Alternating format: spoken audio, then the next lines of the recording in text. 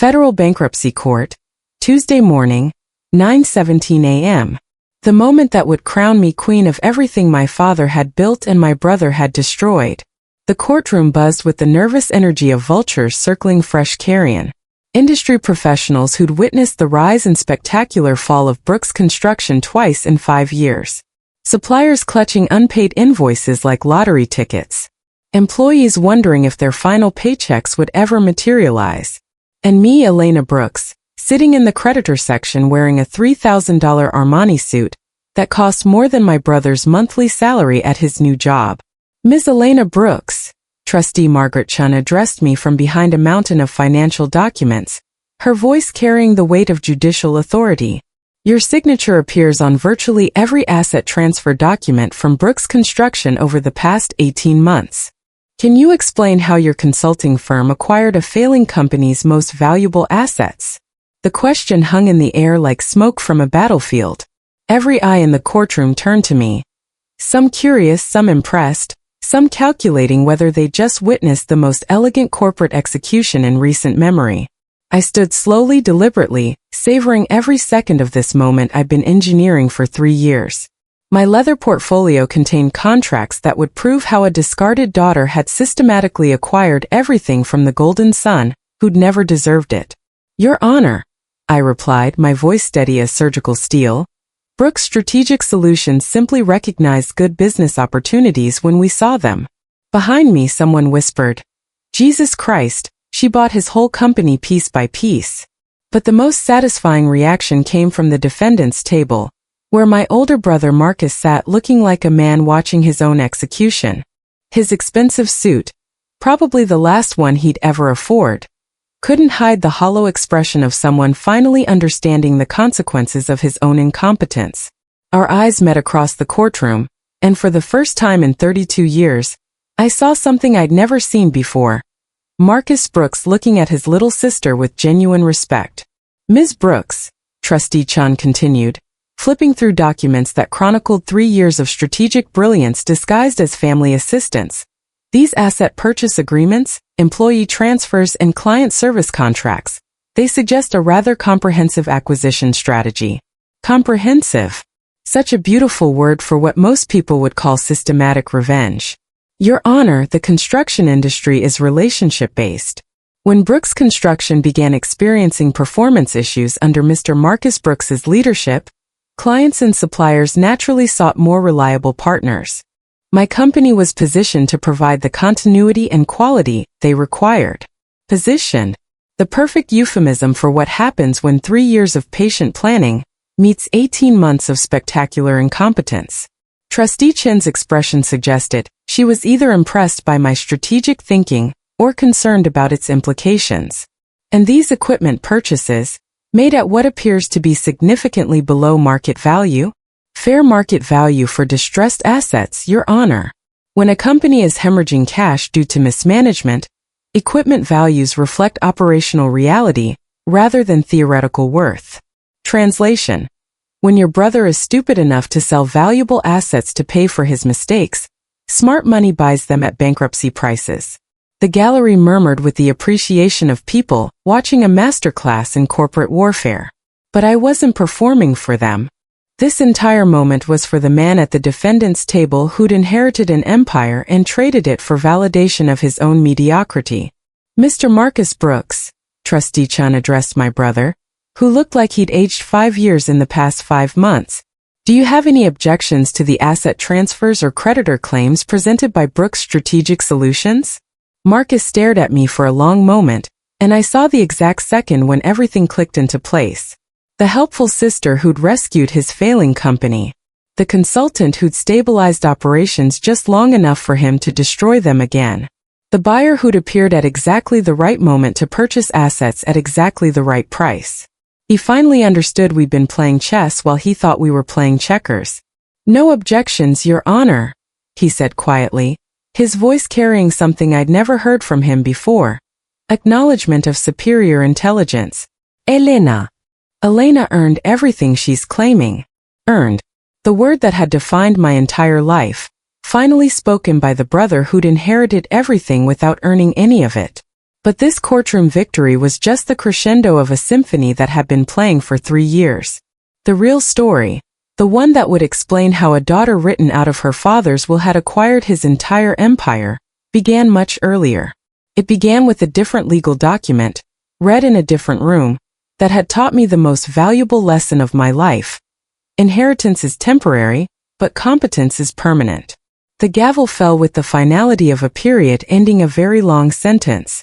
Brooks Construction, Dad's legacy, Marcus's inheritance, the empire I'd been excluded from, was officially dead.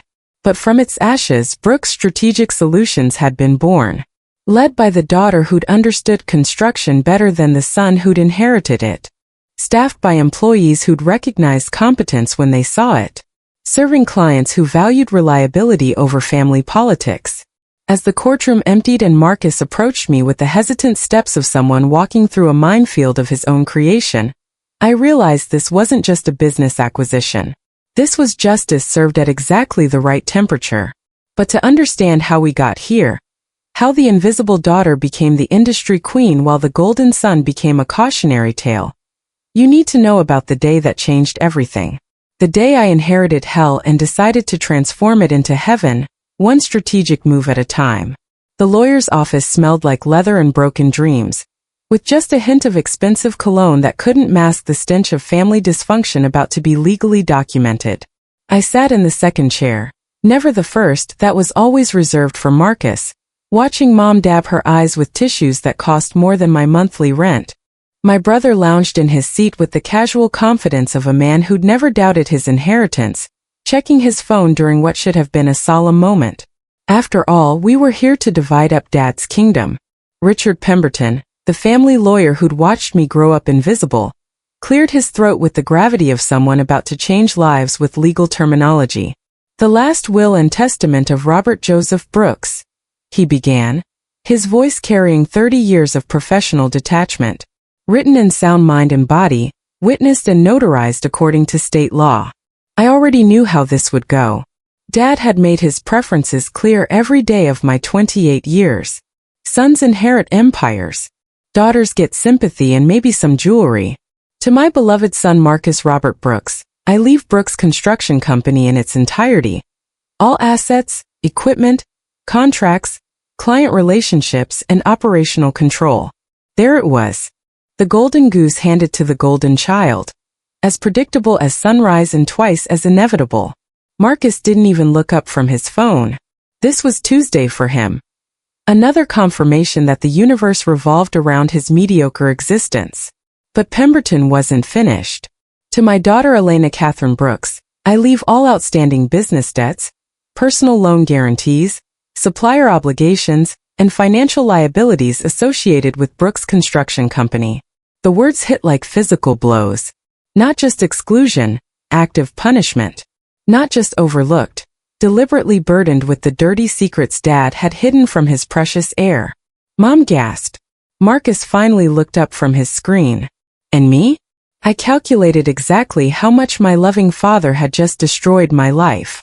Personal guarantees on equipment loans. $180,000. Overdue supplier payments that Dad had been juggling. $85,000. Tax liabilities from creative accounting that would make the IRS very interested in my financial future. $75,000. Total inheritance from dear old Dad. $340,000 in soul-crushing debt. I don't understand, Mom whispered, her voice trembling like autumn leaves. Why would Robert do this to Elena? Why indeed? Maybe because I'd committed the unforgivable sin of being born female, in a family that worshipped at the altar of testosterone. Maybe because I dared to earn an MBA, while Marcus barely scraped through community college. Maybe because every time Dad looked at me, he saw everything he couldn't understand about modern women who refused to know their place. Or maybe because he was a bastard who confused gender with competence and decided to punish me for it from beyond the grave. Marcus finally found his voice. Elena, I'm sure we can work something out. Maybe the company can help with some of those payments. Help. Such a generous offer from the man who just inherited everything while I'd inherited financial ruin. That's very kind, Marcus, I replied, my voice steadier than my hands. But these are personal guarantees. Legally, they're my responsibility now. What I didn't say was that I'd been studying these documents for weeks, ever since Dad's funeral. While Marcus had been accepting condolences and planning his CEO transition, I'd been doing forensic accounting on our family's dirty laundry. And I discovered something beautiful buried in all that financial horror. Each debt came with supplier relationships that Dad had built over 3 decades. Each loan was secured by equipment that Marcus didn't understand how to utilize effectively. Each liability was a doorway into the industry that had excluded me, disguised as punishment but actually offering opportunity. Dad thought he was destroying me. He'd actually given me the keys to his kingdom.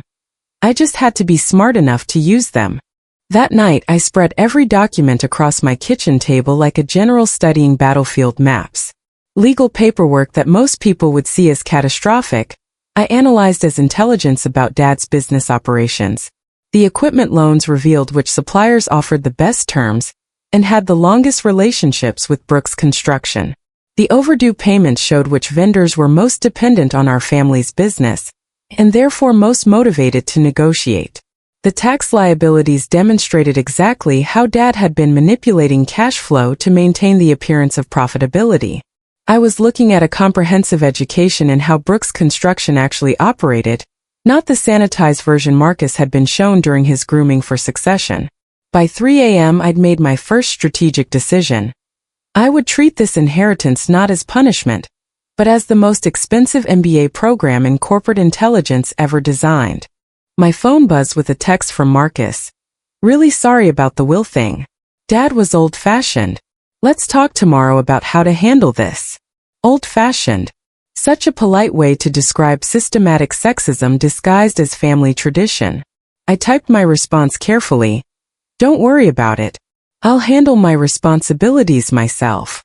What Marcus couldn't know, what no one could know yet, was that I'd already decided how to handle my responsibilities. Not by paying them off like a dutiful daughter, but by leveraging them into something Dad had never imagined possible.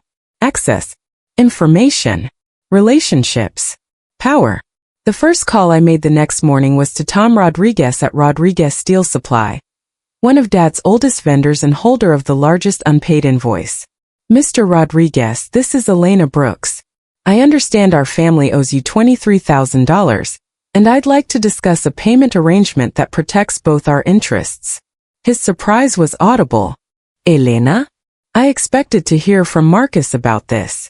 Marcus inherited the business operations. I inherited the business obligations. I believe in taking responsibility for what's mine. What followed was a 20-minute conversation that taught me more about Dad's supplier relationships than 30 years of excluded family dinners. Rodriguez respected my directness, appreciated my realistic timeline for payment, and mentioned, almost casually, that he'd been concerned about some of the operational changes Marcus was already implementing. Your father knew construction, Rodriguez said. I hope Marcus got those genes. By the end of the week, I'd spoken personally with every creditor on my inherited list. Not to beg for mercy or buy time with empty promises, but to establish my credibility as someone who honored commitments and understood business. Every conversation revealed something valuable about Brooks Construction's operations, competitive position, or market relationships. I was building a database of industry intelligence that Marcus had no idea existed. But more importantly, I was building something Dad had never given me. A professional reputation based on competence rather than family connections.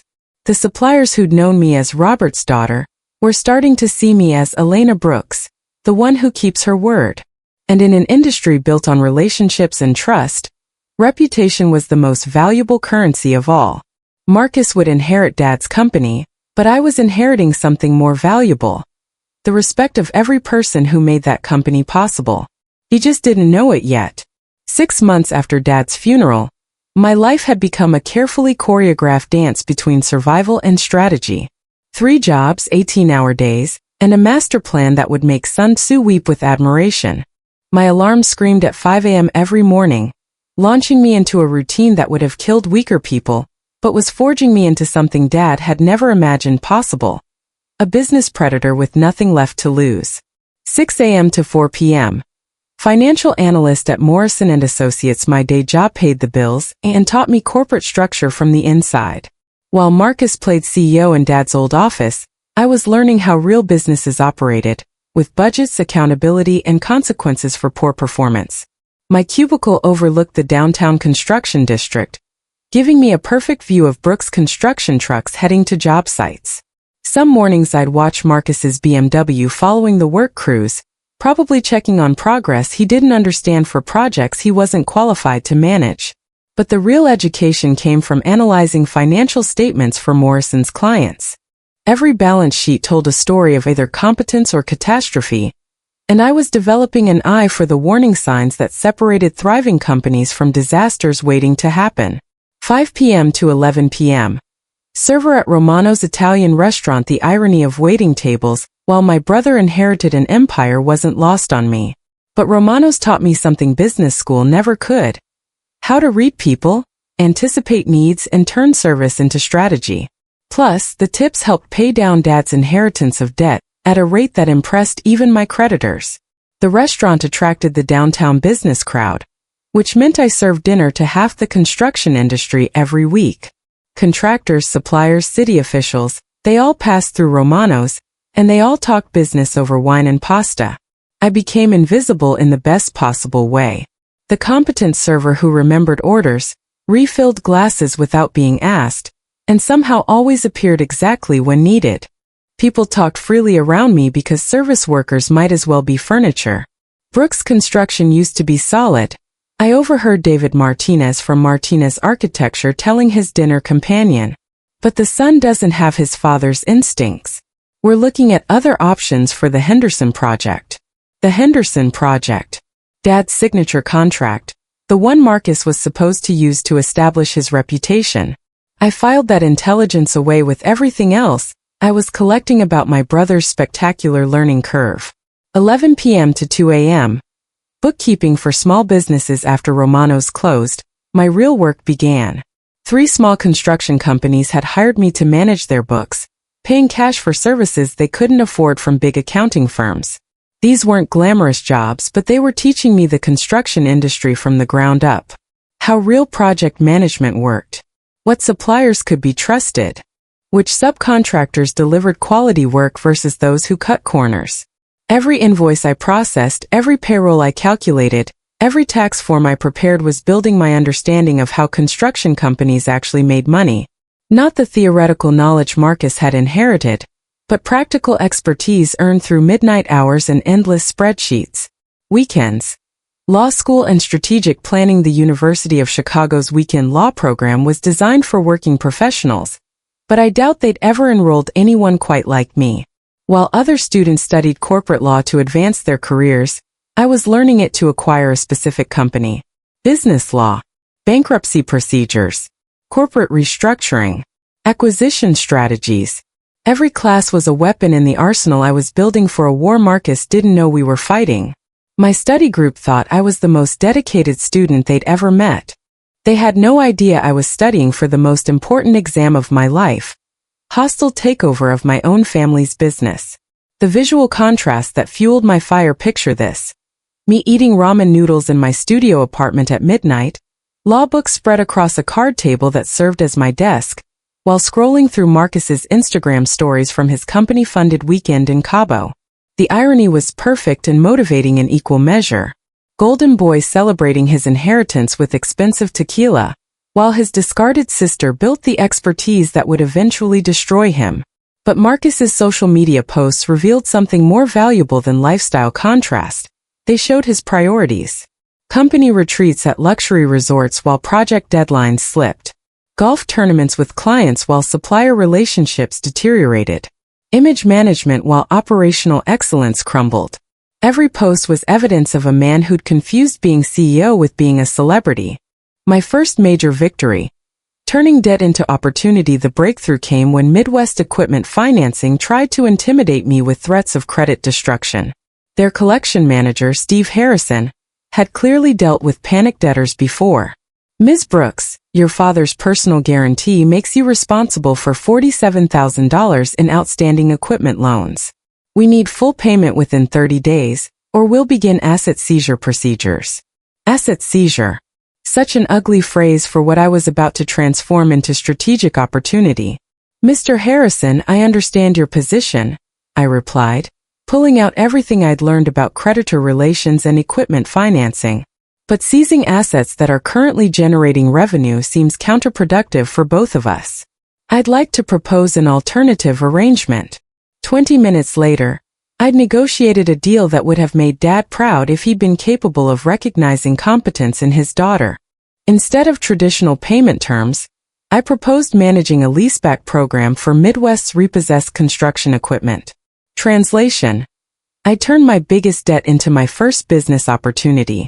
Within 6 weeks, I was earning management fees while reducing my debt load. The equipment owners got better recovery rates than traditional liquidation. The construction companies got access to quality equipment without massive capital outlays. And I got something invaluable, my first client list in the construction industry. Marcus's first public failure while I was building strategic relationships through competent debt management. Marcus was discovering that inheriting a business isn't the same as running one. The news came through my supplier network first. Tom Rodriguez called me personally, which meant the situation was serious. Elena, I hate to bother you with this, but Brooks Construction is 60 days past due on a $23,000 invoice. Normally I'd call Marcus directly, but Marcus wasn't taking calls from suppliers anymore. Too busy with strategic visioning and brand development to handle operational details like paying the people who made his business possible. Tom, I'll look into this personally. My payment arrangement with you has always been honored, and I consider that a reflection of my family's business ethics.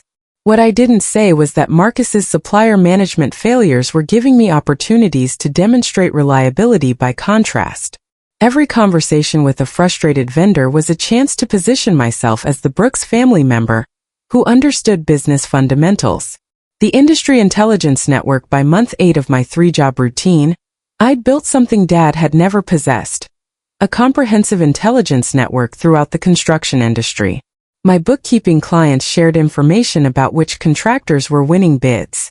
My restaurant customers gossiped about project delays and cost overruns.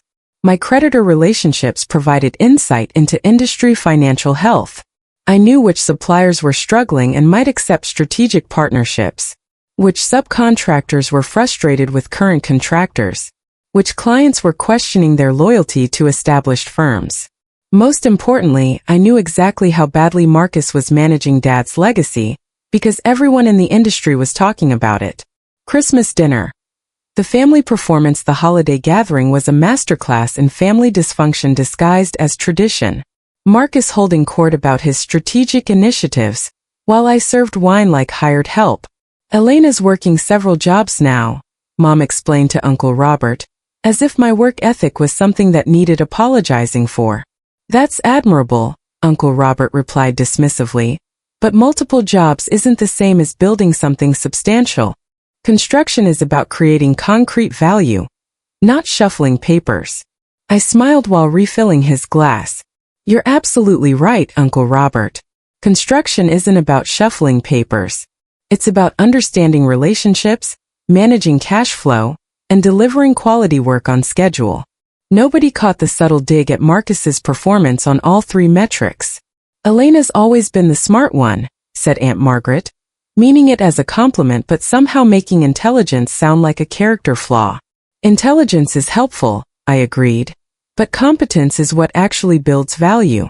The conversation moved on to Marcus's latest achievements, landing the Morrison warehouse renovation, upgrading the company fleet, implementing new project management software. What they didn't discuss was the Henderson project running 3 months behind schedule, the supplier complaints about payment delays, or the employee turnover that was bleeding institutional knowledge faster than Marcus could hire replacements. But I knew all of it because my intelligence network was better than his management team. The foundation complete by year's end, I'd achieved something remarkable. Financial stability through strategic thinking rather than inherited advantage. My debt payments were ahead of schedule, my credit score was recovering, and my industry reputation was building among people who mattered.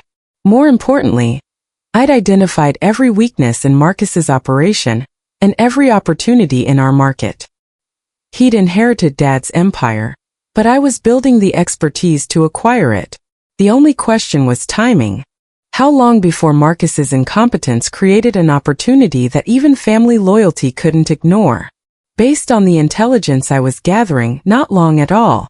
18 months after Dad's funeral, I walked into the offices of Meridian Business Solutions wearing my first real power suit and carrying a resume that would have made him choke on his morning coffee. Corporate restructuring specialist, debt negotiation expert, construction industry analyst. Skills earned through midnight oil and strategic thinking, not inherited through chromosomal lottery. Janet Carlisle, Meridian's senior partner, had been watching my creditor negotiations with the fascination of a predator recognizing another predator. "Elena, I've been in corporate turnaround for 15 years, she said during the interview that would change my life. And I've never seen someone transform personal financial devastation into a masterclass in strategic debt management. Your creditor relationships alone are worth more than most consultants' entire portfolios." The offer was everything I'd been working toward. $78,000 starting salary, equity participation in successful turnarounds, and access to case studies that would teach me how empires fell and how smart money acquired the pieces. But most importantly, Meridian gave me something priceless. Legitimate corporate credentials that would let me move through the business world as Elena Brooks, professional expert, rather than Elena Brooks, excluded daughter. Corporate Turnaround 101. How Empires Die. My first week at Meridian was like attending graduate school in strategic destruction. Every case file was a family business autopsy, showing exactly how inherited advantage becomes inherited disaster when competence skips a generation. Peterson Manufacturing. Third-generation family business destroyed by founder's grandson who confused entitlement with expertise. Acquired by private equity for 30 cents on the dollar. Rodriguez Construction. Patriarch's son spent 5 years alienating every client and supplier his father had cultivated. Bankruptcy liquidation netted creditors 12% recovery. Hartman Industries. Family succession dispute between two equally incompetent heirs led to operational paralysis and competitor acquisition of all valuable assets. Every file was a mirror reflecting my own family's trajectory, but also a textbook explaining how to profit from other people's incompetence. My mentor, Marcus Webb, the acquisition artist Marcus Webb, sharing a name with my brother while possessing everything my brother lacked, was Meridian's star performer and my designated mentor. Where my Marcus was inherited privilege wrapped in borrowed confidence, Webb was pure competence distilled into strategic brilliance. The secret to corporate turnaround, Webb explained during my first major case analysis, is recognizing that every crisis creates opportunity. While families panic about preserving legacy, smart money calculates acquisition costs. He pulled out a file that made my blood freeze momentarily. Another construction company, another incompetent heir, another systematic destruction of 30 years of relationship building. Third-generation family business, patriarch died 2 years ago. Son has zero operational experience but complete control. Classic succession disaster. Give it 18 months, maybe less, and they'll be desperate enough to accept any reasonable offer. 18 months. The timeline that would haunt my dreams and drive my strategy. What's the acquisition approach? I asked, though I was really asking for a roadmap to my own family's future. Patience and positioning. You don't attack during the crisis, you position yourself as the solution. Build relationships with their suppliers, understand their client base, identify their key talent. When collapse becomes inevitable, you're not a vulture, you're a savior. That night, I applied Webb's framework to Brooks Construction with surgical precision. Every operational metric, every relationship asset, every financial vulnerability analyzed through the cold lens of acquisition potential. The results were both terrifying and exhilarating. Marcus was destroying Dad's company faster than even my pessimistic projections had predicted, but the underlying assets, equipment, contracts, relationships, remained salvageable by competent leadership. More importantly, I was now positioned to be that competent leadership when the opportunity arose. The industry trade show. Marcus's public humiliation. The Regional Construction Expo was Marcus's stage debut as CEO, and he performed exactly as I'd expected. Style over substance, flash over fundamentals, expensive presentation masking operational incompetence. Brooks Construction's booth was a monument to misplaced priorities. $50,000 for golf simulators, open bar, and LED displays showcasing computer-generated renderings instead of completed projects. Marketing budget tripled while actual performance metrics declined. I attended as Elena Brooks, Meridian Business Solutions, corporate restructuring specialist. My business cards were elegant, professional, and completely separate from any family connection. The contrast was devastating. While Marcus entertained clients with expensive whiskey and empty promises, I worked the expo floor like the business professional I'd become, discussing market trends with industry leaders, analyzing competitive positions with potential clients, building relationships based on competence rather than family connections. Elena Brooks, Meridian Solutions. I introduced myself to Patricia Chen, CEO of Chen Development Group and one of Dad's oldest clients. We specialize in construction industry analysis and operational optimization. Construction industry analysis, Patricia replied with interest that Marcus's golf simulator hadn't generated. We're actually looking for strategic consulting on some upcoming projects. The market's changing so fast and frankly, some of our traditional partners seem distracted by other priorities. Translation: Brooks Construction was losing clients through Marcus's incompetence, and those clients were actively seeking alternatives. I'd be happy to discuss how Meridian might assist with your strategic planning, I replied, handing her my card. We find that construction success depends less on flashy presentations and more on operational excellence.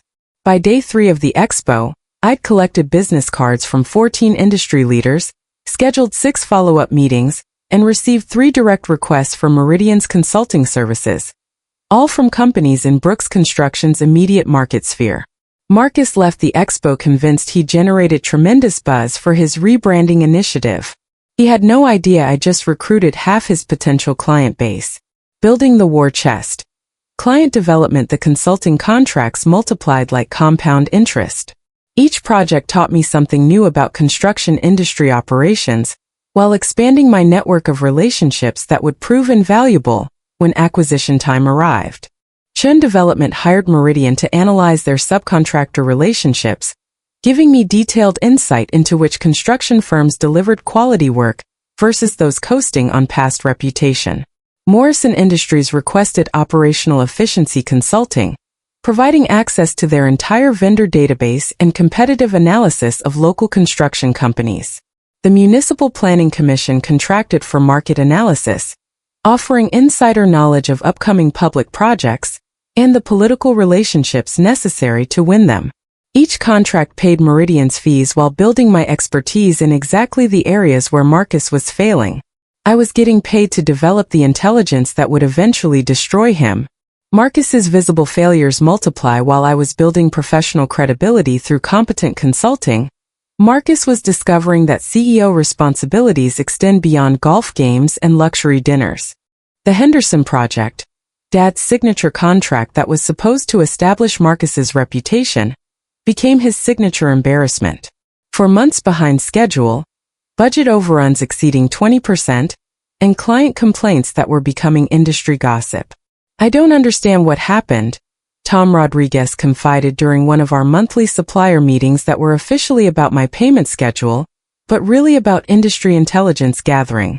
Your father would have had Henderson completed ahead of schedule. Marcus seems more interested in managing perception than managing projects. The Morrison warehouse renovation followed a similar trajectory. Electrical work that didn't meet code because Marcus hired the lowest bidder instead of the most competent.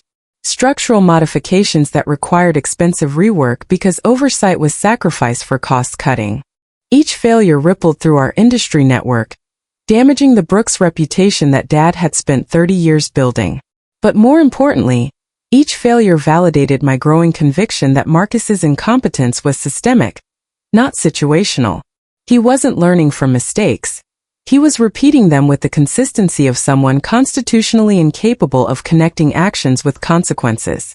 The acquisition education continues. Webb assigned me to analyze Hartman Manufacturing's bankruptcy, and the case study read like a prophecy of Brooks Construction's future. Family manufacturing business, 40 years of success under founder's leadership. I presented to Meridian's Monday morning case review. Son inherited operations 3 years ago, implemented aggressive expansion funded by leveraged borrowing. Revenue increased initially, but profit margins compressed due to poor cost controls and project management failures. What triggered the final collapse? Webb asked, though we both knew the answer. Overcommitment to simultaneous projects that exceeded operational capacity. Client complaints led to contract cancellations, cash flow problems triggered supplier credit restrictions, and debt service obligations became unsustainable when revenue declined. And the acquisition opportunity? Private equity acquired core assets for 42% of book value, retained key employees at market rates, and restored operational discipline.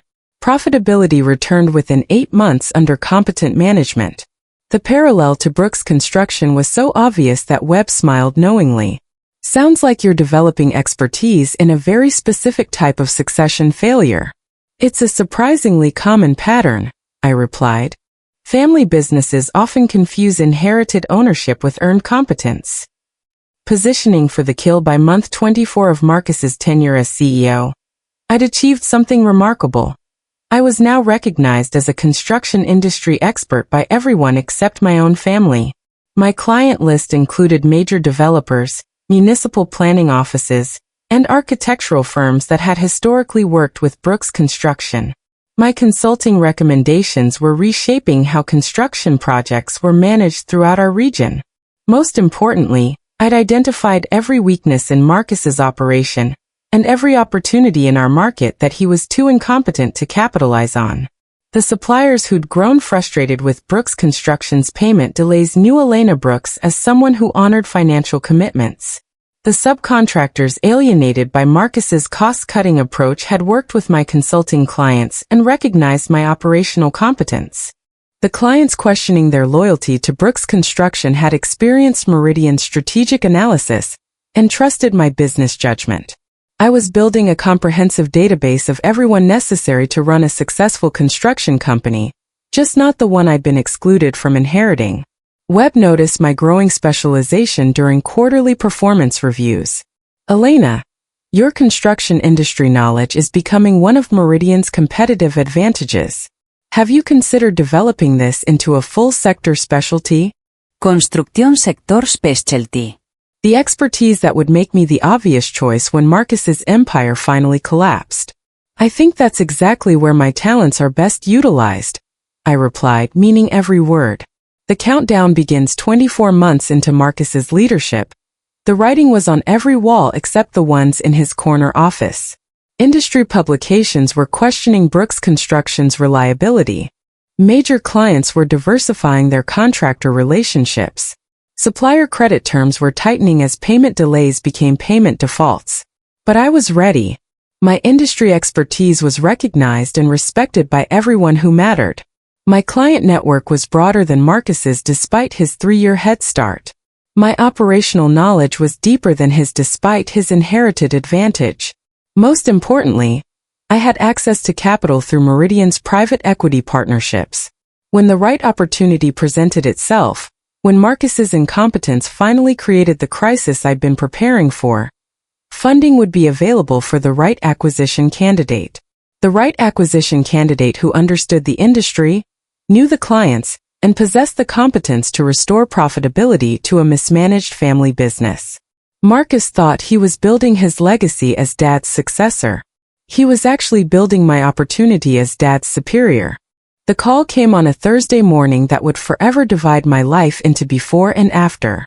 I was reviewing acquisition targets for Meridian's quarterly strategy meeting, when my phone buzzed with a number I'd deleted but still recognized by heart. Marcus, calling me for the first time since Dad's funeral. Elena. His voice cracked through the speaker like a teenager whose voice was changing, stripped of all the confidence that 3 years of unearned authority had built. I need your help. For words that tasted sweeter than my first 6-figure consulting contract. For words that meant everything Dad had predicted about his golden son was crumbling into expensive dust. I let the silence stretch just long enough for him to understand that this wasn't a social call between siblings. This was a business consultation between a proven expert and a desperate client. Marcus, I replied, my voice maintaining the professional neutrality I'd perfected during 3 years of corporate restructuring. What kind of help are you looking for? The company, Brooks Construction. There are some challenges. Financial challenges. Operational challenges. I thought maybe with your expertise now in corporate consulting. Challenges. Such a delicate word for catastrophic failure wrapped in family pride. I see. And what makes you think Meridian would be interested in a Brooks Construction engagement? The question was deliberately cruel, forcing him to acknowledge that I wasn't coming to this as his sister but as a professional whose time was valuable and whose expertise was in demand. Because. The words seemed to stick in his throat like bitter medicine. Because you understand our industry better than anyone. Because you've built a reputation for turning around companies like ours. Because I'm drowning here, Elena. Drowning. The same word I would have used to describe my first year paying off Dad's inherited debts, while Marcus played CEO with company credit cards. The irony was so perfect it could have been scripted by the universe itself. I'll need to review all financial documents before Meridian can determine if we can assist, I said, shifting into consultant mode and savoring every second of the power reversal. Complete financial statements, operational reports, client contracts, supplier relationships, employee performance metrics. Everything. Yes, absolutely. Whatever you need. Can you come in tomorrow? Please. Tomorrow. After 3 years of exile from the office where I'd grown up dreaming about joining Dad's business, Marcus was begging me to return. Not as his sister, but as his potential savior. I'll be there at 9 a.m. And Marcus. I paused for maximum impact. This will be a professional consultation. Meridian's standard rates apply. The silence that followed was the sound of a man finally understanding that expertise has value and incompetence has consequences. Returning to the scene of the crime, walking through the Brooks Construction lobby, the next morning felt like visiting a crime scene where the murder weapon was systematic mismanagement, and the victim was 30 years of Dad's legacy. The changes were immediately obvious and devastating. The expensive furniture Marcus had bought during his first year was now scarred from neglect and misuse. The motivational posters about excellence and integrity hung crooked on walls that had witnessed the systematic demolition of both concepts. Most telling was the reception desk, where Dad's loyal secretary of 15 years had been replaced by a 20-something who looked up from her phone just long enough to ask if I had an appointment. Elena Brooks. I have a 9 o'clock with Mr. Brooks. Which Mr. Brooks? She asked, returning immediately to her phone. Which Mr. Brooks? In Dad's day, there was only one Mr. Brooks who commanded that kind of respect. Now his son had to share the title with consultants. Marcus appeared in the lobby within minutes, looking like a man who'd aged 5 years in the past 5 months. The confident swagger that had defined his personality since childhood was gone, replaced by the desperate energy of someone trying to project success while everything burned around him. Elena, thank God you're here, he said, attempting a smile that looked more like a grimace. Come up to the office, my office. Dad's office. Dad's office. The mahogany sanctuary where I'd been excluded from business discussions for 28 years now felt smaller somehow, diminished by Marcus's presence like a throne room occupied by a pretender. The awards Dad had earned through decades of operational excellence still hung on the walls, but they looked like museum pieces now, monuments to achievements that Marcus would never understand, let alone replicate. Tell me about the challenges, I said, settling into the chair where clients usually sat while pulling out my tablet to take notes. The power dynamic shift was subtle but seismic. I was no longer the excluded daughter seeking approval, but the expert consultant whose time was billable, and whose recommendations would determine the company's future. The confession.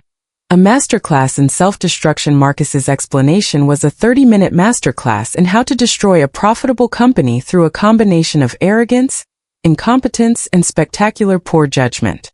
The Henderson project got complicated, he began, as if complexity was something that happened to projects rather than something created by incompetent management. There were permit issues, weather delays, some problems with the subcontractors. Problems with subcontractors. Translation. Marcus had fired Dad's reliable partners and hired cheaper alternatives who delivered exactly the quality their prices suggested. The Morrison warehouse renovation hit some snags too. The electrical work needed rework, and there were some structural modifications that weren't in the original scope. Structural modifications that weren't in scope. Translation. Marcus had failed to read blueprints properly and discovered his mistakes only after concrete was poured and walls were framed. And we've had some cash flow challenges because a few major clients have been slow to pay, and some of our suppliers have been demanding shorter payment terms. Cash flow challenges. Translation. Clients were withholding payment due to quality issues while suppliers had lost confidence in Brooks Construction's ability to honor commitments. Each explanation revealed the same pattern. Marcus taking credit for nothing while accepting responsibility for even less. Every problem was someone else's fault. Every delay was caused by external factors. Every failure was due to circumstances beyond his control. But the real horror show was in the financial documents he reluctantly produced. The autopsy. Dissecting a murdered company, the numbers told a story that would have made Dad weep with rage and disappointment. Revenue down 40% from the previous year. Not due to market conditions, but due to lost contracts and canceled projects. Profit margins compressed to the point where most jobs were breaking even or losing money. But the devil was in the operational details that Marcus either didn't understand or was actively ignoring. Equipment utilization rates showed massive inefficiency. Expensive machinery sitting idle while projects fell behind schedule. Employee turnover had hit 60%, bleeding institutional knowledge faster than Marcus could hire replacements. Client satisfaction scores indicated that Brooks Construction had become synonymous with disappointment and excuse-making. Marcus, I said after 2 hours of reviewing documents that chronicled systematic destruction, how long has the Riverfront Plaza project been delayed?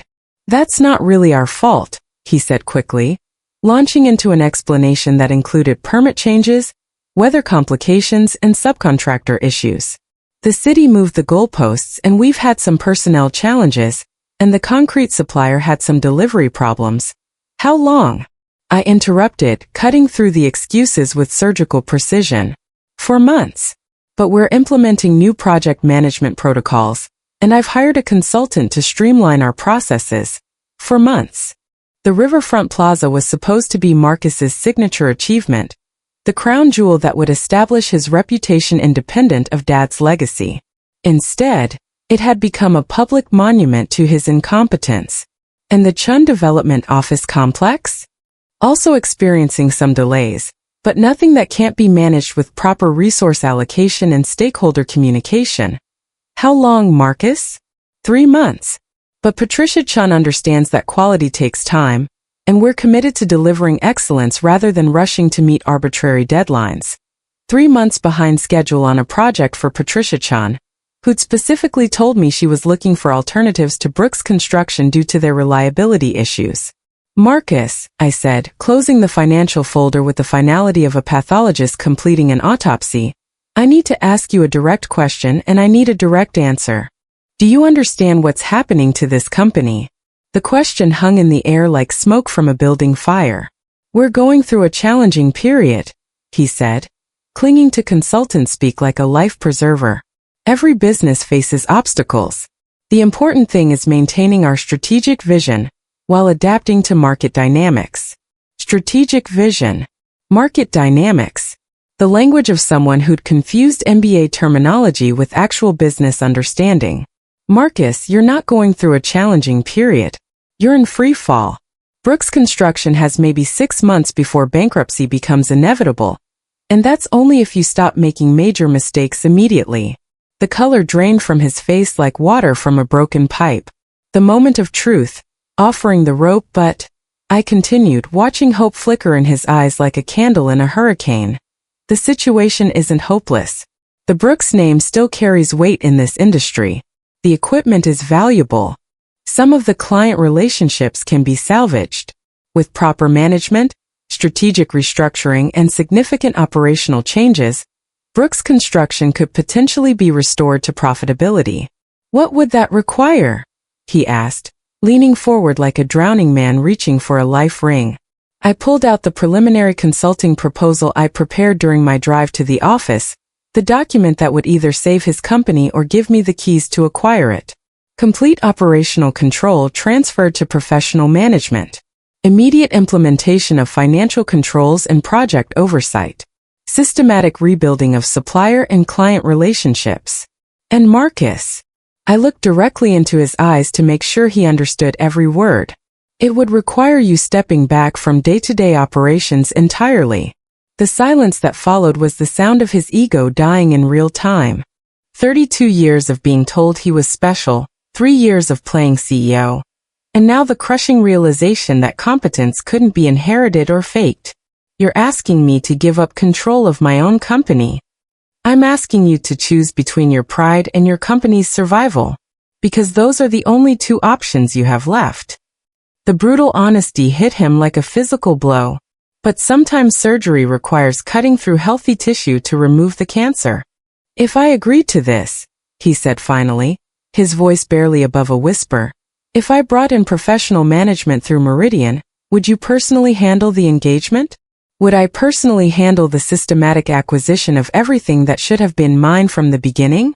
Would I be interested in proving that Dad's golden son was exactly as worthless as I'd always known him to be? I have extensive experience in construction industry turnarounds. I replied with professional neutrality that masked my predatory satisfaction. If Meridian accepts this engagement, I would be the logical choice to lead it. And if you can't save the company? I smiled with the confidence of someone who'd spent 3 years preparing for exactly this moment. Then at least it will die with professional dignity instead of amateur embarrassment. That night, I called Webb to discuss the Brooks Construction opportunity. Not as Marcus's desperate sister seeking family salvation, but as Elena Brooks, corporate restructuring specialist, who just identified the acquisition target she'd been positioning toward for 3 years. Sounds like textbook succession failure, Webb said after I outlined the situation with clinical detachment. Incompetent heir destroys family legacy. Professional management swoops in to salvage what can be saved. What's your strategic recommendation? I recommend Meridian assume operational control with an option to purchase equity if the turnaround succeeds. And if the turnaround fails? Then we liquidate assets and distribute value to creditors. Either way, Meridian profits from our involvement. But I knew the turnaround wouldn't fail. Not with me running operations. Not with everything I'd learned about competence, strategy, and the deadly patience required to transform inherited disadvantage into earned supremacy. Marcus thought he was hiring a consultant to save his company. He was actually signing the contracts for his own corporate execution, performed by the only person who'd ever deserved to own what he'd inherited. The boardroom where Dad had once ruled his construction kingdom now belonged to me. Not officially. Marcus still owned the nameplate and corporate letterhead. But power isn't about ownership. Power is about who makes the decisions that matter, and every decision that mattered now flowed through me. The emergency family meeting was pure theater, with Mom ringing her pearls like rosary beads, Uncle Robert muttering about the natural order of things, and Marcus sitting in Dad's chair looking like a condemned man at his own execution. This is unprecedented, Uncle Robert declared, his voice carrying the authority of someone who'd never built anything more complex than a backyard barbecue pit. Brooks Construction has always been family-run. Your father would be rolling in his grave. Uncle Robert, I replied, spreading quarterly reports across the mahogany table like autopsy photographs. Dad's been rolling in his grave since Marcus took over. These numbers don't lie. Revenue down 40%, client retention at historic lows, supplier relationships destroyed. Family run doesn't mean family ruined. The financial documents told a story that even family loyalty couldn't ignore. 3 years of systematic mismanagement had transformed Dad's profitable empire into a cautionary tale about inherited incompetence. Mom attempted diplomacy with the desperation of someone trying to hold a family together with sentiment and wishful thinking. Elena, sweetheart, Surely there's a way to keep this in the family while still getting your professional expertise. Keep it in the family. The same family that had served me financial disaster while handing Marcus a golden throne. The irony was so perfect it could have been choreographed by cosmic justice. Mom, this isn't about family politics anymore. This is about emergency surgery. You can either trust the surgeon or watch the patient die on the operating table. The bank representatives who'd been invited as neutral observers made their position crystal clear. Either accept professional management or prepare for foreclosure proceedings. Financial reality has a way of cutting through family sentiment like a scalpel through tissue. The vote was closer than it should have been, but desperation ultimately triumphed over pride. Marcus abstained, too humiliated to vote for his own demotion but too terrified to vote against his only lifeline. Day 1. Surgical removal of the cancer. I assumed operational control on a Monday morning that felt like Liberation Day. Walking into Dad's office, my office now, carrying boxes of strategic plans that would rebuild everything Marcus had destroyed.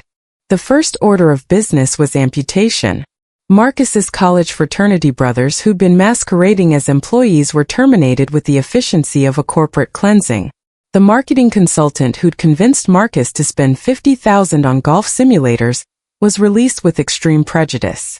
The luxury purchases that had inflated overhead were liquidated faster than Marcus could say, strategic investment.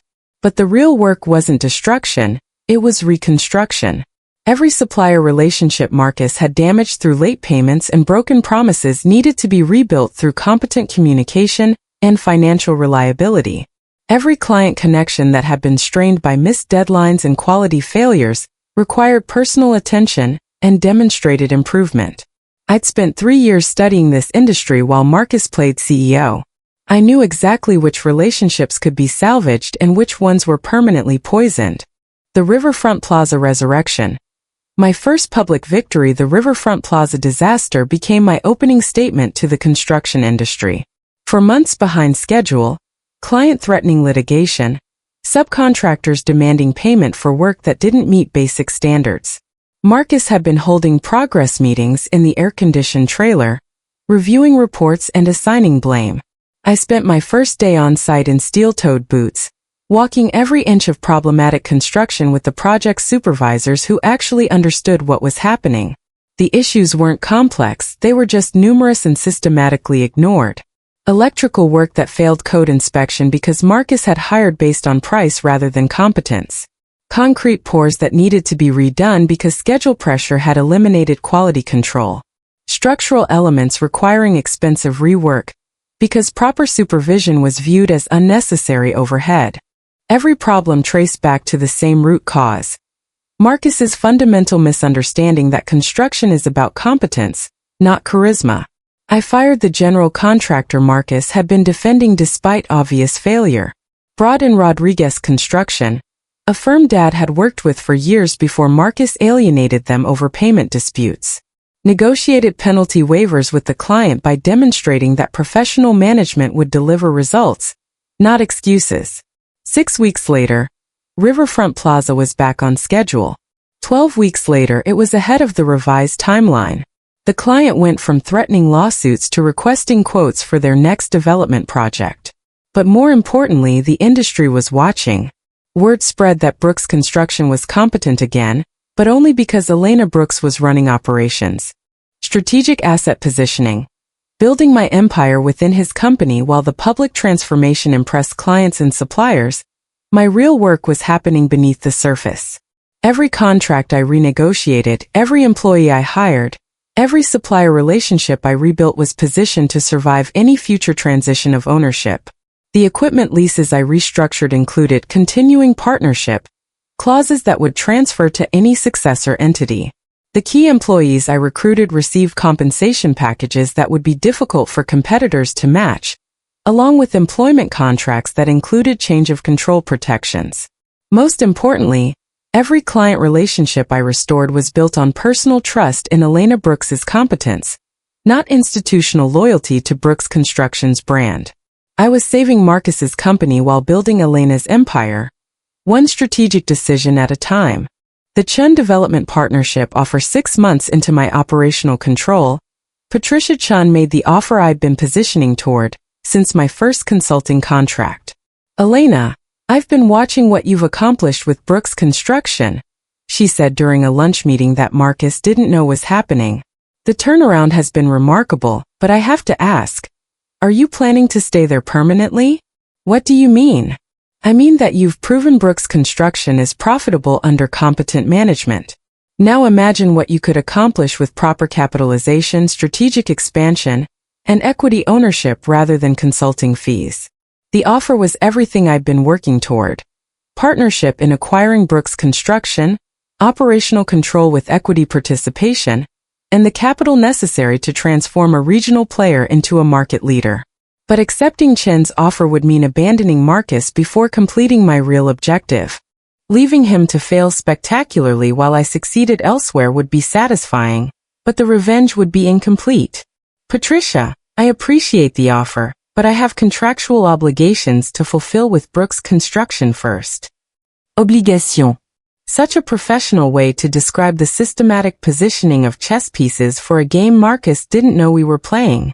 Marcus's dangerous overconfidence success, I discovered, is more dangerous than failure for weak leaders. Failure keeps you alert and defensive. Success makes you careless and overconfident. By month 8 of my operational control, Marcus had begun believing his own press releases.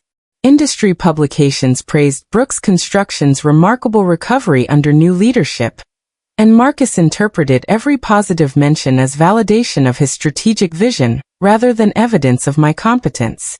Elena, this partnership approach is working perfectly, he said during what would become our final monthly review meeting. Your operational expertise combined with my strategic oversight, we make an unbeatable team. His strategic oversight. The man whose strategic oversight had nearly bankrupted the company was now claiming credit for its salvation. Marcus, the turnaround succeeded because we implemented professional management protocols. Every operational improvement, every client relationship repair, every financial control. Exactly. My decision to bring in Meridian was brilliant. Dad always said the mark of good leadership is knowing when to delegate. Dad always said. Marcus was invoking our father to justify decisions that directly contradicted everything Dad had believed about hands-on leadership and personal accountability. But the real warning sign came when Marcus started overriding my decisions again. The return of systematic stupidity, small things at first, almost imperceptible except to someone who'd spent 3 years studying his patterns of self-destruction. Hiring his golf buddy's nephew for a project management position despite obvious incompetence. Approving equipment purchases we didn't need because the salesman had taken him to expensive dinners. Committing to delivery timelines that prioritized impression management over operational reality. Marcus, these decisions undermine everything we've rebuilt, I warned during increasingly tense management meetings. We can't afford to repeat the mistakes that created this crisis. Elena, you're being too conservative. He replied with the confidence of someone who'd forgotten how close he'd come to losing everything. We're in a strong position now. It's time to be aggressive, to capitalize on our momentum. Capitalize on our momentum. He was already forgetting that the momentum belonged to competent management, not inherited authority. The breaking point came when Marcus committed Brooks Construction to 3 simultaneous major projects, despite my explicit warnings that we lacked the personnel and equipment to deliver quality work on all 3 contracts. This is our moment, Elena, he said with the enthusiasm of someone who'd learned nothing from near destruction.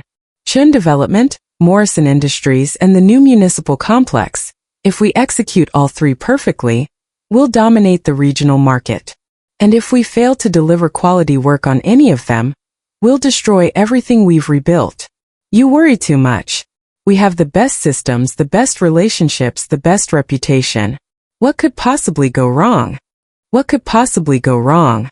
The most dangerous question in business, asked by someone who'd never personally experienced the consequences of his own poor judgment. Strategic exit planning. I stopped fighting Marcus's return to incompetence. Not because I agreed with his decisions, but because I finally understood that some people are constitutionally incapable of learning from catastrophe. Instead, I began documenting everything. Every override of my recommendations.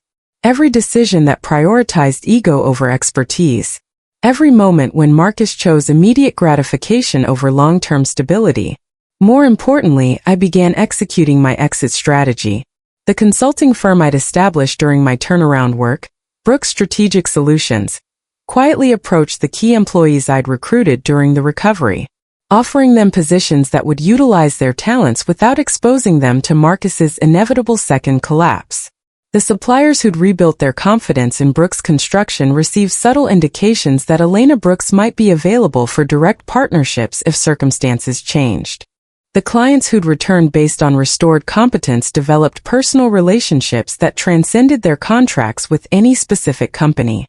I was building a parachute while Marcus flew the plane toward the same mountain he'd barely avoided 3 years earlier. The final warning, Marcus, I said during our last operational meeting. You're repeating every mistake that created the original crisis. Overcommitment, inadequate oversight, cost-cutting that compromises quality. You're going to destroy this company again. Elena, I understand you're concerned, he replied with patronizing confidence. But sometimes you have to take calculated risks to achieve growth. Dad didn't build this company by playing it safe.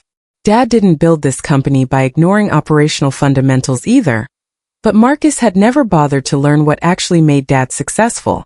That night, I submitted my resignation letter to the Brooks Construction Board, effective in 30 days. Not because I was abandoning the company. I'd fulfilled my contractual obligations and restored operational stability. But because I was no longer willing to watch competent work be systematically undermined by inherited incompetence. Marcus would have his company back, along with complete freedom to destroy it again. The only difference was that next time, when the inevitable collapse occurred, I wouldn't be his consultant. I'd be his competitor. And competitors, I'd learned from 3 years of corporate warfare, show no mercy to the incompetent. Success, I learned, is a narcotic more dangerous than failure. Failure keeps you alert, constantly calculating your next move. Success makes you comfortable, careless, convinced that your good fortune is actually good judgment. Marcus overdosed on success within 6 months of my departure. The signs were visible from my new office at Brooks Strategic Solutions, where I could monitor the construction industry like a financial predator watching wounded prey. Industry gossip travels fast when you've built the right relationships, and every conversation confirmed what I'd predicted. Marcus was systematically destroying everything I'd rebuilt. The 3-project death spiral. Marcus's confidence had convinced him that if one major project was good, 3 simultaneous projects would be spectacular.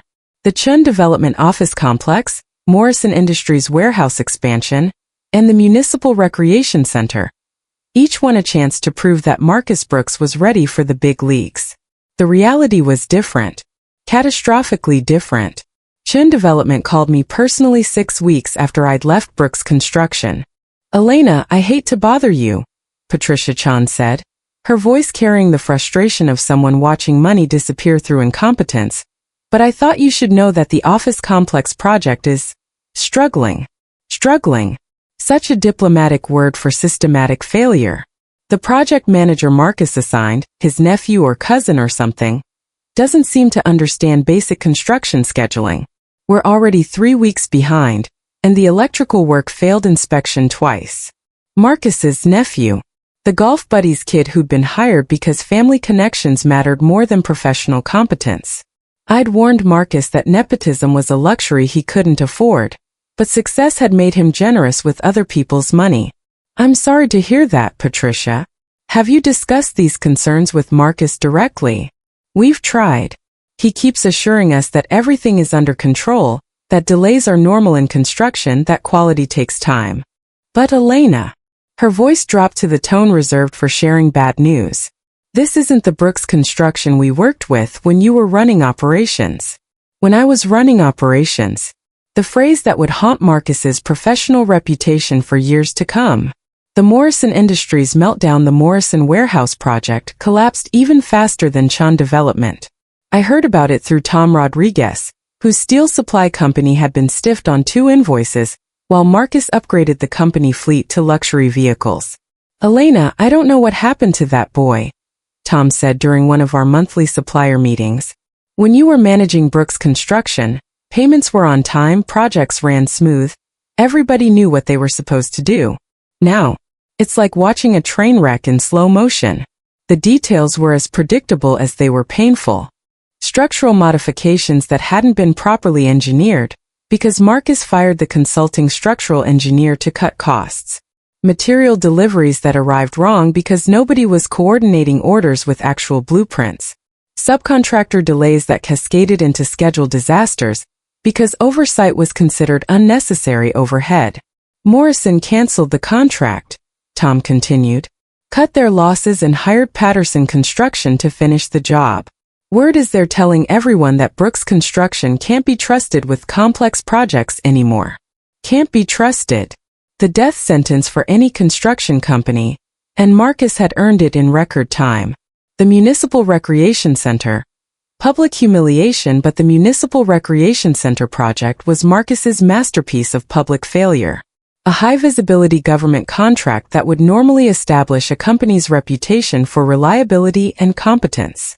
Instead, it became a weekly feature in the local business journal's Project Watch section, chronicling delays, cost overruns and quality failures with the regularity of a soap opera. Week 6. Foundation work delayed due to permit complications. Translation. Marcus hadn't filed proper environmental impact assessments. Week 10.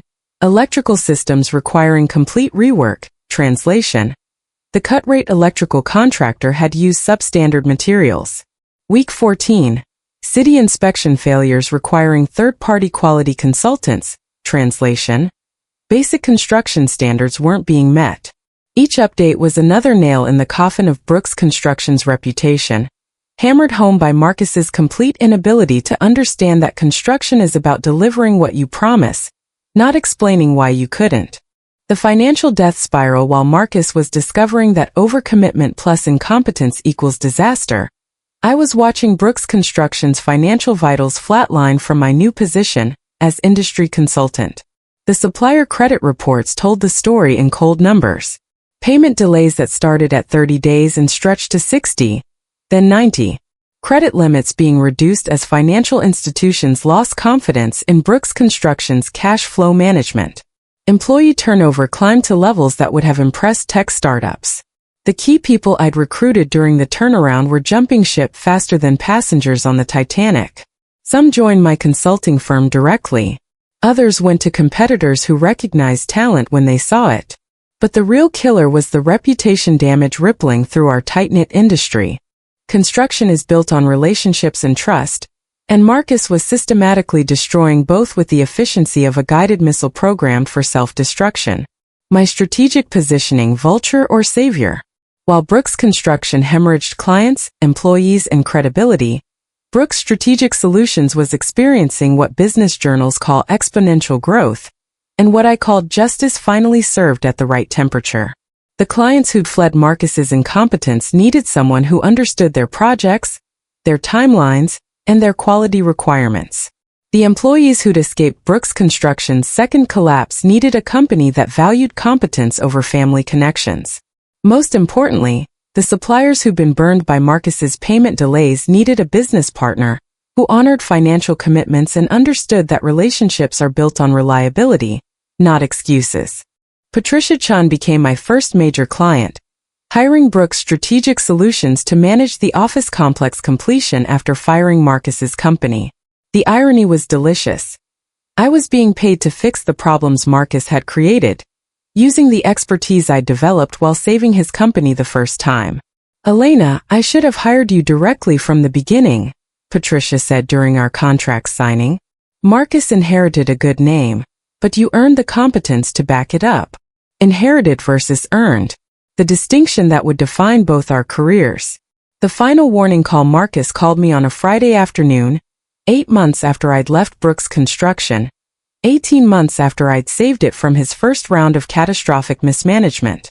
Elena, I know things didn't end well between us professionally, he said, his voice carrying the exhaustion of someone who'd finally run out of excuses, but I need to ask you something.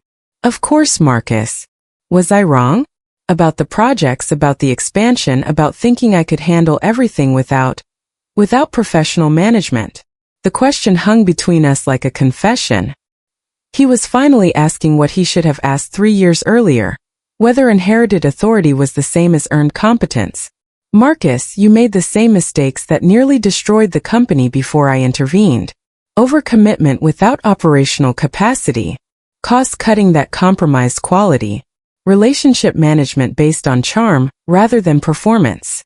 But I thought, after the turnaround, after we'd proven the company could be successful, the company was successful under professional management.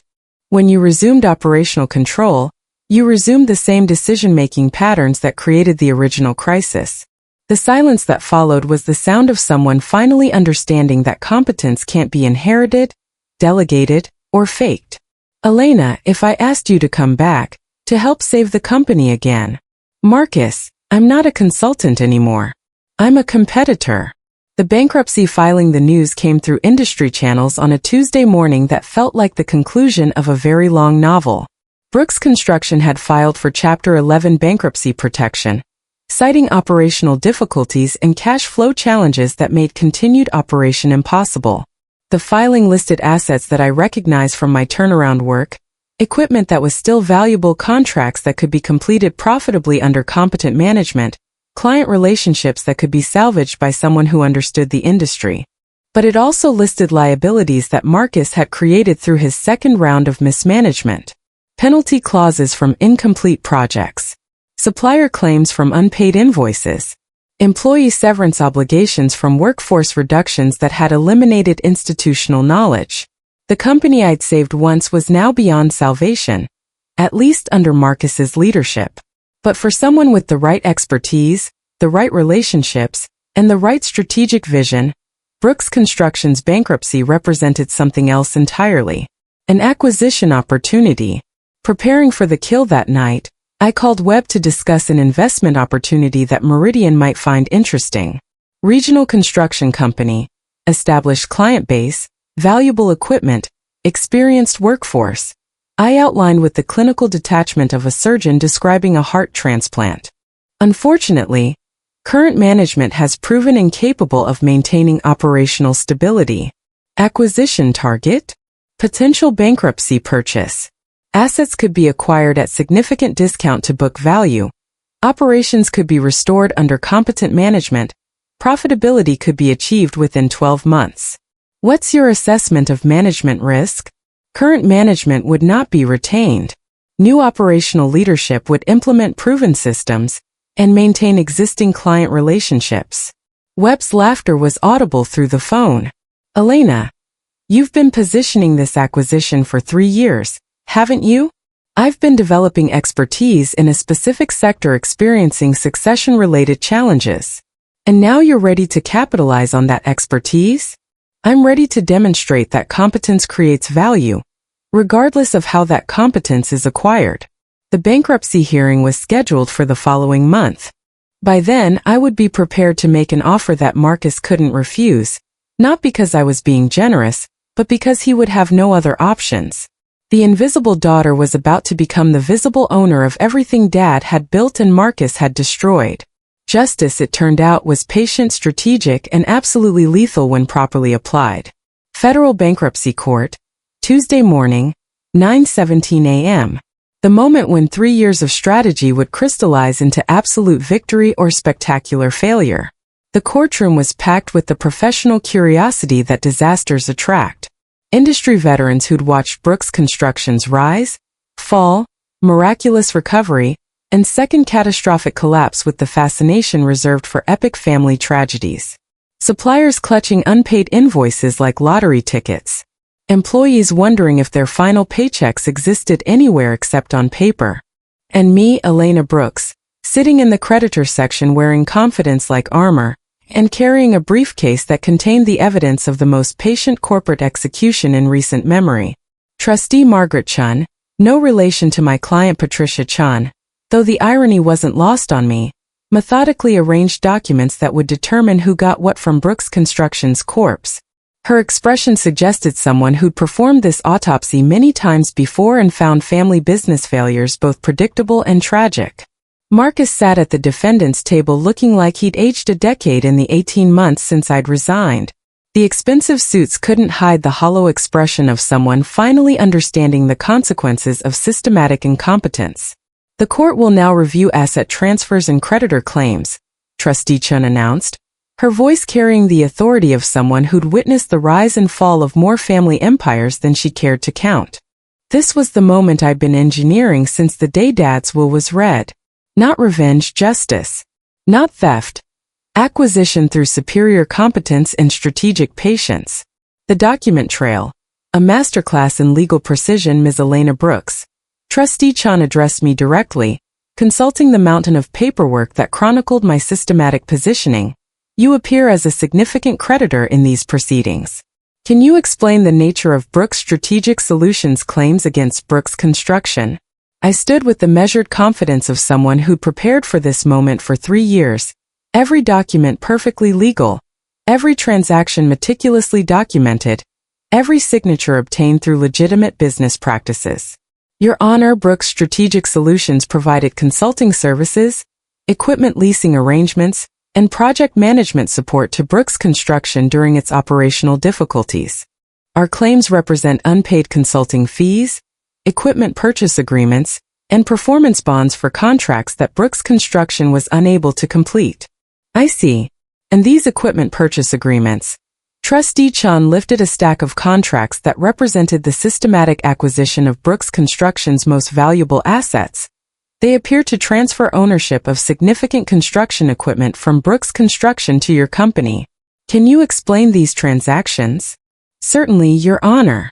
When Brooks Construction began experiencing cash flow difficulties, my company offered to purchase their underutilized equipment at fair market value to provide immediate working capital. These transactions were conducted at arm's length with independent appraisals and proper legal documentation. Arm's length. Fair market value. Independent appraisals. Every phrase chosen to demonstrate that what Marcus might consider systematic betrayal was actually standard business practice, executed with professional competence. The gallery murmured with something that sounded like professional appreciation. These were people who understood that business was warfare conducted with contracts instead of weapons, and they were witnessing a masterclass in strategic acquisition. The employment exodus. Brain drain by design. Ms. Brooks. I'm also noting that several of Brooks Construction's key employees joined your company during the same period as these equipment acquisitions. Can you comment on these personnel transitions? Your Honor, the construction industry is highly relationship-based and talent-driven.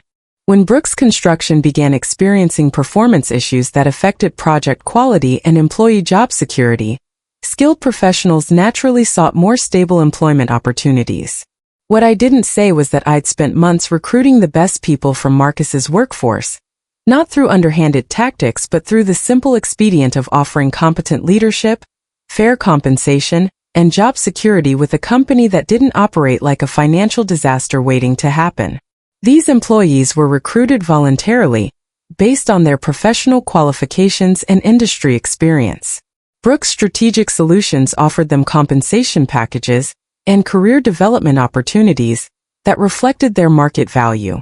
Trustee Chun nodded, recognizing the difference between legitimate recruitment and predatory poaching. And these employees brought with them knowledge of Brooks Construction's client relationships and operational procedures. They brought their professional expertise and industry relationships, which they developed over years of work in the construction sector. This knowledge belongs to them personally, not to any specific employer. Behind me, someone whispered, "She systematically hired away everyone who knew how to actually run the company." Exactly. While Marcus focused on executive perks and strategic visioning, I'd been quietly assembling the human capital necessary to operate a construction company successfully. Client migration. Following competence, the court also notes that several major clients terminated their contracts with Brooks Construction and subsequently engaged Brooks Strategic Solutions for project completion. Can you explain these business relationships? This was the beautiful part, the strategic positioning that had taken years to accomplish. Your Honor, When Brooks Construction failed to meet contractual obligations for project delivery and quality standards, affected clients sought alternative contractors who could complete their projects competently and on schedule.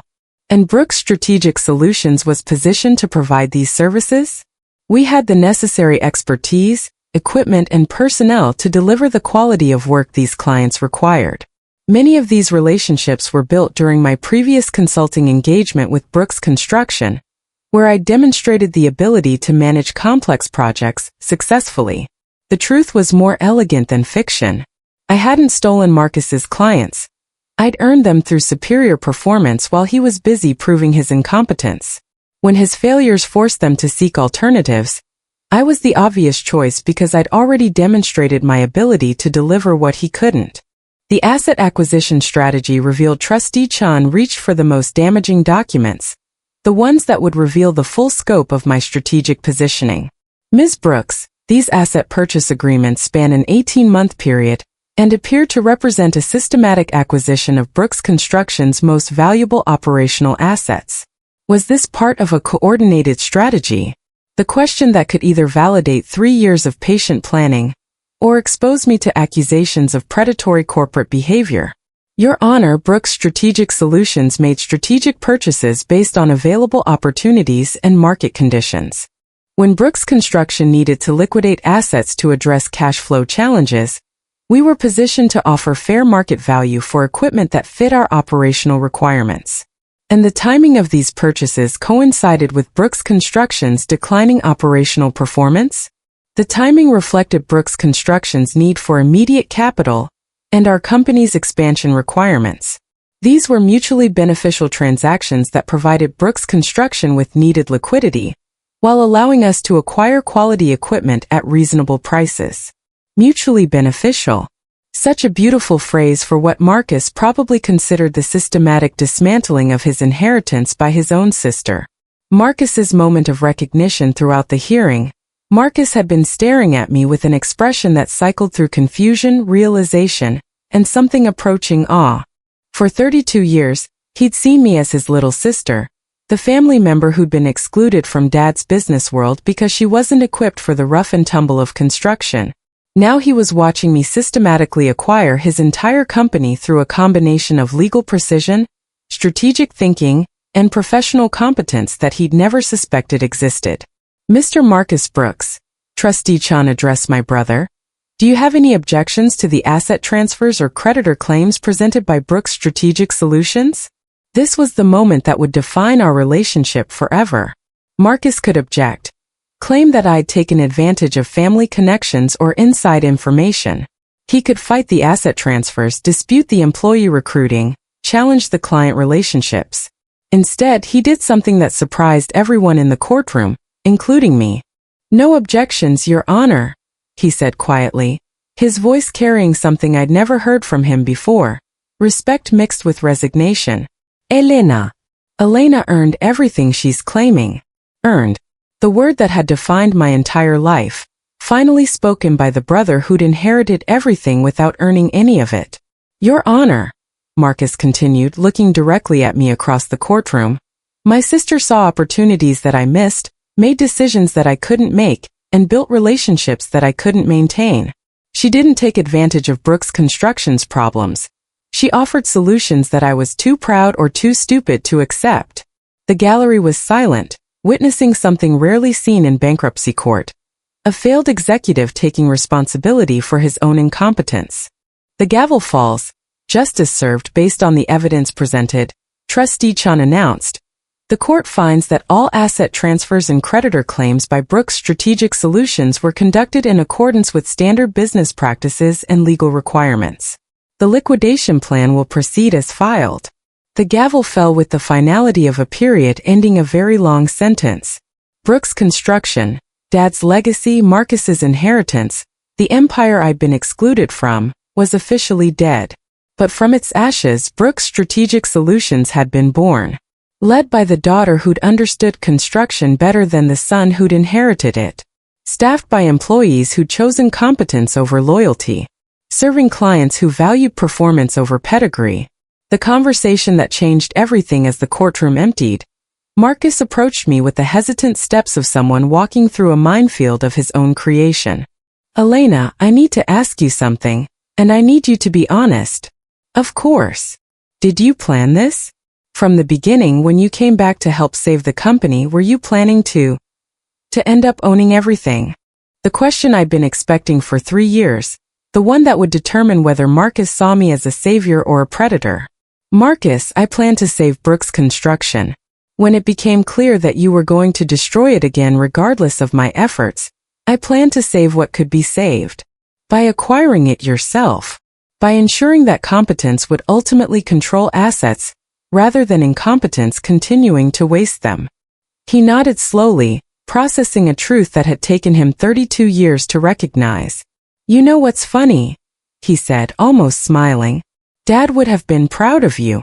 The way you outthought everyone, the way you built something from nothing, the way you turned every disadvantage into a strategic advantage.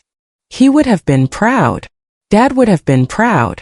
The validation I'd spent my entire life seeking, offered by the brother who'd received everything I'd been denied. Maybe, I replied. But I don't need Dad's approval anymore. I have something better. What's that? I smiled with the satisfaction of someone who'd transformed inherited disadvantage into earned supremacy, who'd turned exclusion into empire, who'd proved that competence creates its own authority. His company. All of it. And unlike him, I earned every piece of it myself. The courthouse steps felt like a coronation platform as I walked toward my car, carrying a briefcase full of contracts that made me the owner of everything Dad had built and Marcus had destroyed. The invisible daughter had become the undeniable owner. The crown, it turned out, had always been mine. I just needed to forge it myself. 2 years after the bankruptcy hearing that had rewritten our family's legacy, Brooks Strategic Solutions occupied the penthouse suite of Metropolitan Tower, 37 floors above the modest office space where Marcus now worked as a senior project manager for Patterson Construction. The view from my corner office was a living monument to transformation. Every building in the downtown skyline bore some signature of my company's excellence. The Chun Development Complex completed ahead of schedule and under budget. The Morrison Warehouse expansion that had become an industry case study in operational efficiency. The Municipal Recreation Center that Marcus had abandoned and I had transformed into my first public masterpiece. But the most satisfying view was personal rather than professional.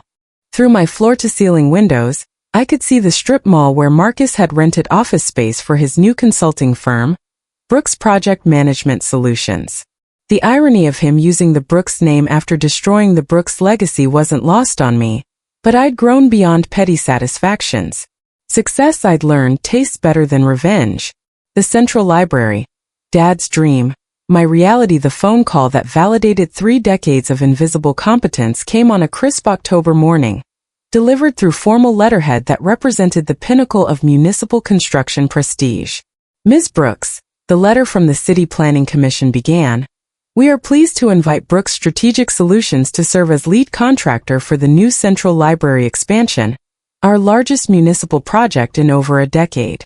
Your company's reputation for excellence, innovation, and reliability made this decision unanimous among the selection committee. The Central Library. The contract Dad had bid on unsuccessfully 3 times during his career, always losing to larger firms with more political connections and less actual competence. The project that had represented the summit of local construction achievement for 30 years. Now it belonged to the daughter he'd never believed could handle real business. I read the letter 3 times, not because I didn't understand it, but because I wanted to savor every word of validation. This wasn't just a construction contract. It was official recognition that Elena Brooks had surpassed everything her father had achieved and her brother had inherited. The celebration, from invisible to inevitable, the announcement party was held at Romano's, the same restaurant where I'd waited tables during my debt slavery years, serving overpriced pasta to couples who spent more on dinner than I'd made in a week. But instead of taking orders, I was hosting the celebration as the evening's guest of honor. My team filled 3 tables: architects, project managers, financial analysts, and construction supervisors who joined Brooks Strategic Solutions because they recognized excellence when they saw it. Many were former Brooks Construction employees who jumped ship when they realized competence had found a new address.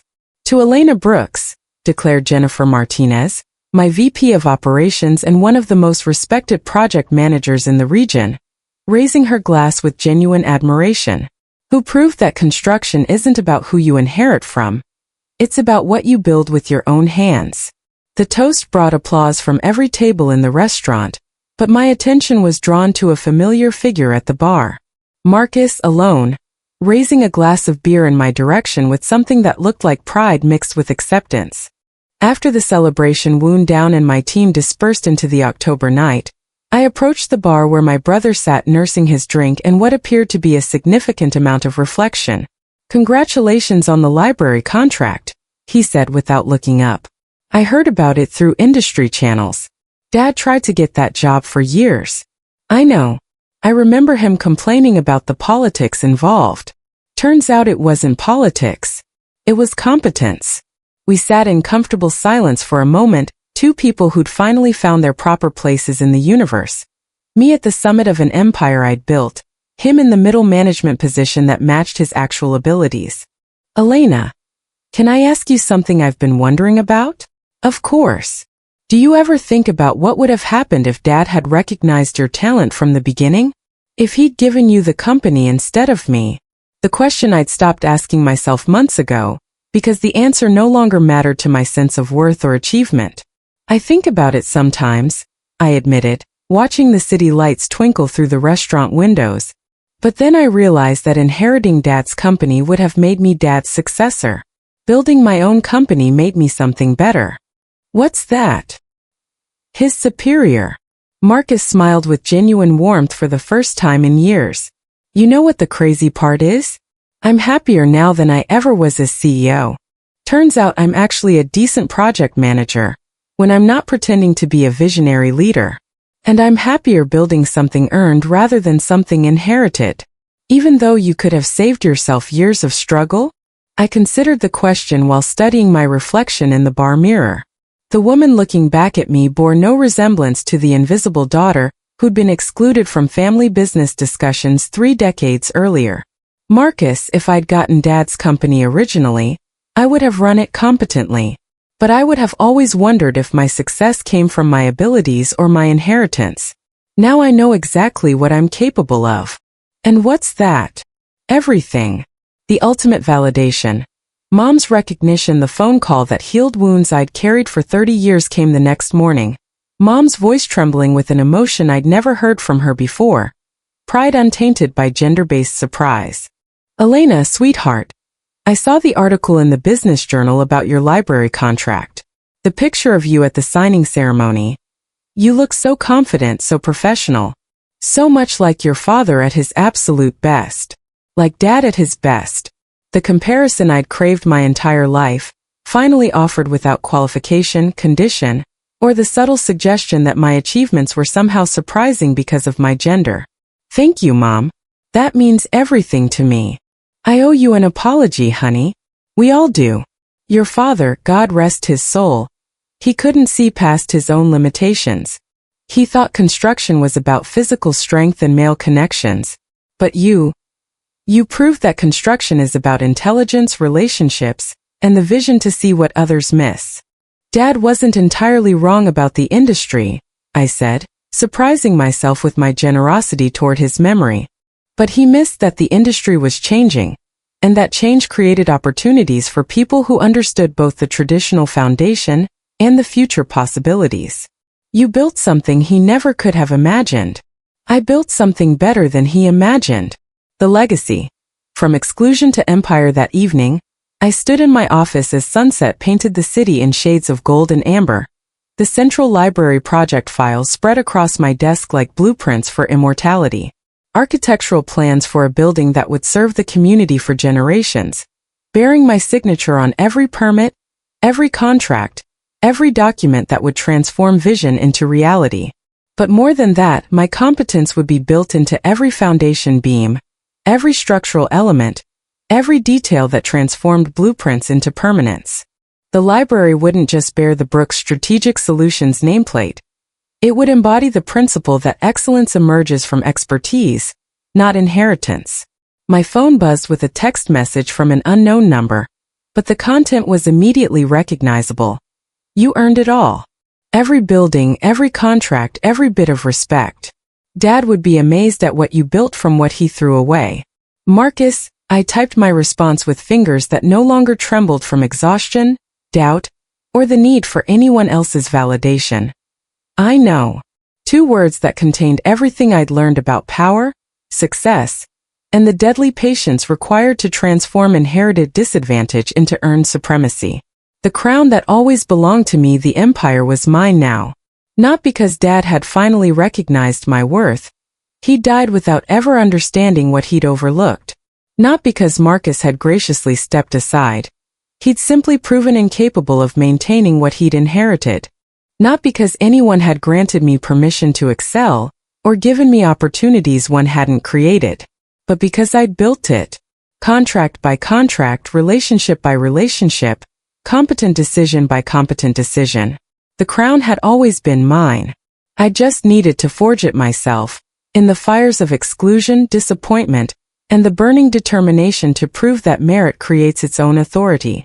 From invisible daughter to industry empress, from inherited debt to earned empire, from Dad's biggest disappointment to the Brooks family's greatest achievement. The transformation was complete. The victory was absolute. And unlike inheritance, it could never be taken away.